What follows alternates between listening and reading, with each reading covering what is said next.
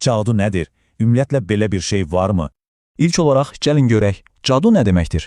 Yəni, tərifi və mənşəyi haradan gəlir? Deməli, cadu sözü fars dilindən gəlir. Ərəb dilində isə buna sehr deyilir. Bəs anlayış olaraq nədir?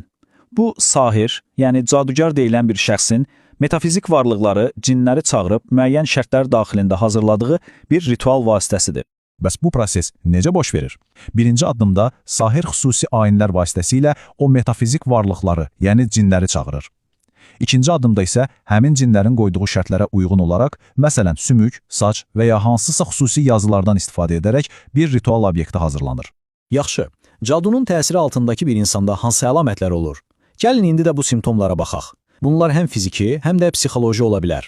Fiziki və enerji ilə bağlı əlamətlərə gəldikdə, məsələn, baş ağrıları, kürək və boyun nahiyəsində olan ağrılar göstərilir. Eyni zamanda ümumi bir halsızlıq, əzələ ağrıları və yorğunluq hissi də var. Hətta adam sanki bütün gecə ağır iş görmüş kimi yorğun oyanır.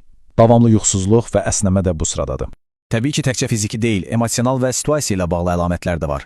Məsələn, heç bir səbəb olmadan darıxmaq, içində bir həsrət hissi olması, ya da hər an pis bir şey olacaq deyə daimi bir qorxu, başqalarının asanlıqla bacardığı işlərdə ard-arda uğursuzluq yaşamaq, iradənin zəifləməsi, yəni istəmədiyin şeyləri etmək və bir də kiçik məsələlərə belə ani əsəbi reaksiya vermək, daimi gərginlikdə olmaq.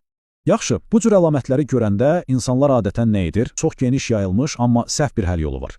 İnsanlar arasında ən populyar metod nədir?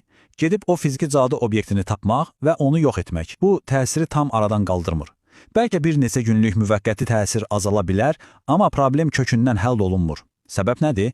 Çünki əsl təsir edən qüvvə o tapılan əşya deyil, həmin əşyaya bağlı olan o varlıqdır, yəni cindir. Deməli, obyekti tapıb məhv etmək tam həll yolu deyil. Bəs onda düzgün yol hansıdır? İslam elmində təyin olunmuş xüsusi bir müalicə yolundan bəhs edir.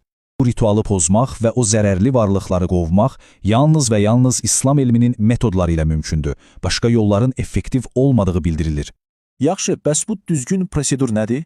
Deməli, 3 addımdan ibarət bir proses var. Birinci addım, Quran-ı Kərimdən müəyyən ayələr və surələr suya oxunur. İkinci addım, həmin sudan müəyyən bir qıraqlə həm içilir, həm də onunla qüslanır. Və üçüncü addım, bu proses fasiləsiz şəkildə müəyyən bir müddət, məsələn, adətən 45 gün boyunca davam etdirilir.